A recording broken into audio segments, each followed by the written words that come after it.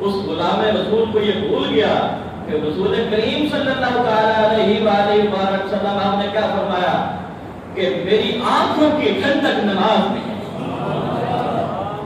آنکھوں کی ٹھنڈک، کس کی آنکھوں کی ٹھنڈک؟ آقا کریم صلی اللہ تعالی علیہ وآلہ وسلم آپ نے فرمایا کہ میری آنکھوں کی ٹھنڈک نماز میں ہے۔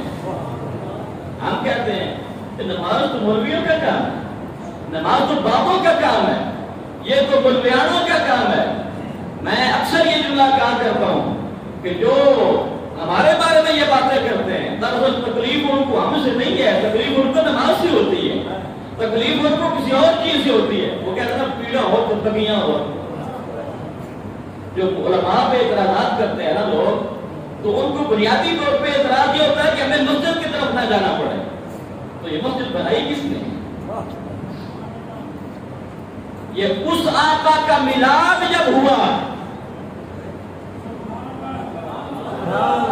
آقا کا جب میلاد ہوا ہے تو پہلے جتنے بھی انبیاء آئے ہر نبی کے لیے مخصوص جگہ ہوتی تھی نماز ادا کرنے کے لیے۔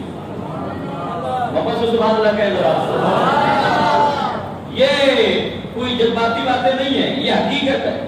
آقا کریم صلی اللہ تعالی علیہ وآلہ وسلم آپ کی آمد سے پہلے جتنے بھی نبی دنیا، یہ آقا کا خاصہ ہے۔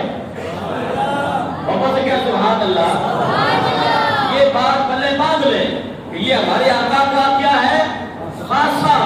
اور خاصہ کی جو ڈیفینیشن ہے، جو علماء لغت نے یا علماء نے اس کو بیان کیا ہے کہ اس کو جو ڈیفائن کیا خاصے کو، فرمایا کہ خاصہ وہ ہوتا ہے کہ جس کے ساتھ ہوتا ہے اسی کے ساتھ ہوتا ہے، وہ کسی غیر میں نہیں پایا جاتا۔ تو پہلے بڑے بڑے نبی آئے، بڑے بڑے رسول آئے، لیکن اللہ رب العالمین نے ان کے لیے مخصوص جگہ رکھی ہوتی تھی، مخصوص مقام ہوتا تھا عبادت کے لیے۔ لیکن جب ہمارے آقا آئے تو کیا ہوا؟ سرکار فرماتے ہیں جو عیدت لیل ارض مسجدا و طہورا۔ سر نہیں نہ لگی سبحان اللہ بھی نہیں آئے۔ کچھ ذرا سبحان اللہ۔ یہ خاصہ ہمارے آقا کا، آپ سے پہلے یہ اللہ پاک نے مقام کسی نبی کو دیا ہی نہیں۔ یہ دو چیزیں، حدیث ایک ہے، خاصے دو بیان کیے۔ حدیث ایک ہے، خاصے کتنے ہیں؟ دو چیزیں جو ہمارے آقا کے ساتھ خاص ہیں وہ اللہ نے کسی نبی کو نہیں دی۔ کون سی؟ فرمایا جعلت لیل ارض مسجدا و طہورا۔ فرمایا کہ پہلے نبی آئے دنیا میں، سارے شان والے، سارے مقام والے، سارے سچے، لیکن فرمایا کہ جب میں آیا ہوں دنیا میں جعلت لیل ارض مسجدا و طہورا، فرمایا کہ میرے آنے کی برکت سے اللہ رب العالمین نے پوری روئے زمین کو مسجد بنا دی ہے۔ وہ نعرہ لگائے یا نہ لگائے، وہ مسجد میں نماز پڑھے پھر بھی قبول ہے، گھر میں پڑھ لے پھر بھی قبول ہے، اگر کسی جنگل میں چلا گیا نماز کے وقت ہو گیا وہاں پڑھ لے اللہ پاک وہ بھی قبول فرما لے۔ خیال میں نہیں رکھا ابھی مسجد میں یا کے فرض پڑھنے کو قبول ہو رہے ہیں، نور میں قبول نہیں ہو رہے، نہیں، کسی غریب محلے میں اور مسجد بنا لو گے تو اللہ پاک وہاں پر بھی قبول فرما لے۔ اگر کسی بیماری کی وجہ سے گھر میں پڑھ لو گے تو وہاں پر بھی قبول فرمائے گا۔ پوری روئے زمین کو کیا بنا دیا؟ مسجد بنا دیا۔ دوسرا کام کیا کیا؟ فرمایا وطہورا، اللہ اکبر، اور زمین کو ایسے پاک کیا، زمین کو ایسے پاک کیا، ایسے پاک کیا جیسے پاک کرنے کا حق ہوتا ہے۔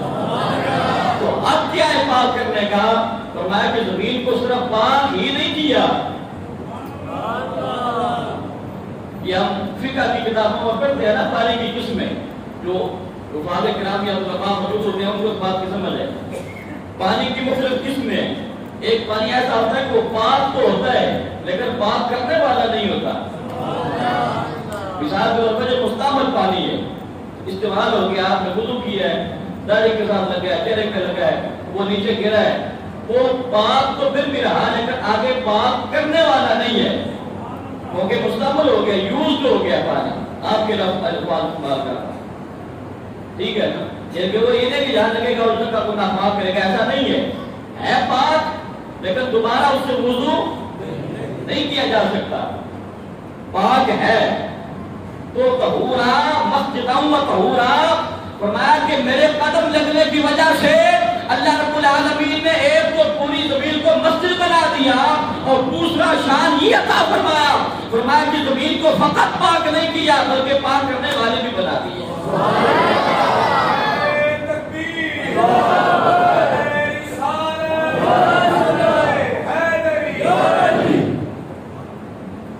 کیسے پاک کرنے والے؟ فرمایا کہ میرے غلام کو پانی کی ضرورت ہو نا، وضو کرنا ہو یا غسل فرض ہو جائے غسل کرنا ہو، اگر پانی مل نہیں رہا اس مٹی کو اپنے چہرے پہ باندھو، اللہ پاک پاک بھی فرماتے ہیں۔ اور دوسری صورت کیا ہے کہ اگر پانی تو ہے لیکن خود بیمار ہو گیا، پانی استعمال نہیں کر سکتا، ڈاکٹر نے حکیم نے منع کر دیا کہ پانی استعمال نہیں کرنا، چہرے پہ نہیں لگانا، یا نہانا نہیں ہے، یا غسل نہیں کرنا، یا ہاتھ نہیں دھونے، ڈاکٹر نے منع کر دیا۔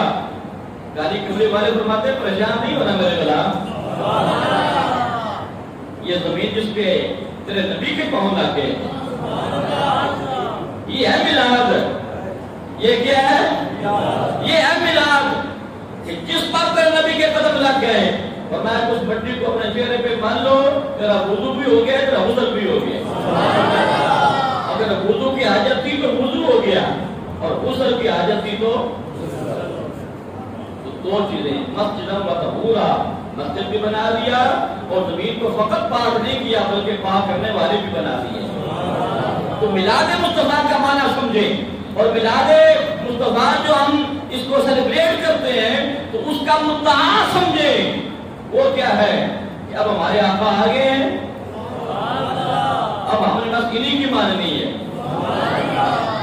یہ نہیں ہے کہ بس خالی نعرے لگانے ہیں، ہم خالی نعرے نہیں لگانے بلکہ اپنے مسجدوں کو بھی آباد کرنا ہے، کیونکہ یہ مسجد میرے اللہ نے اپنے محبوب کے صدقے سے بنائی ہے، تو لہذا میلاد منائیں۔